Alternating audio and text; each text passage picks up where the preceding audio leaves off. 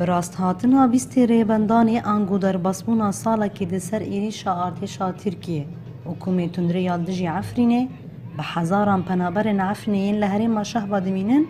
خو پیشاندانا که گرسیل دار خستن دو خو پیشاندان دا پنابر عفرینی دا گرکریا ترکیه جهره ماوان را شرمزار کرن هر دایکت گو کمک قچکی خواهی او قچکنا حمنیس کرن هاتن لمنطقه شهبا جیان دکن ما عجب ملتی او دولت ناونتوی و یکی نابینن عجب نابینه چه ظلمت لسری کرداته کرن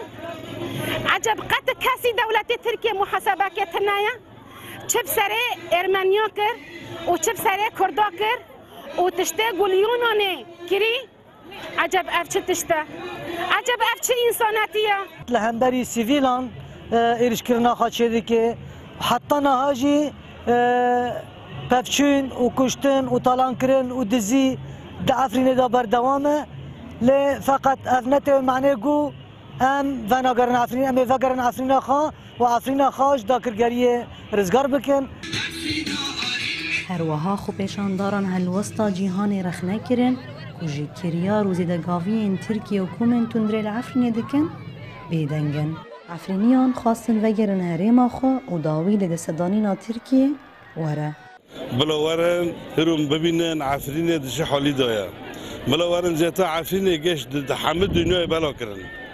دجمنه ما خراب دجمنه دقلاد مای حتی ناکا بنا رویا زیتا ما گشت سوئیسرا گشتم زیتا ما گشت همه اروپا بلا ورن حقه مکانیه ام لکنه بلا ورن ام دستی خب دستی هفددن ام هرو و حقی ام لصاحا لعالم ام پیدا بکن من گوزی میجی جحمو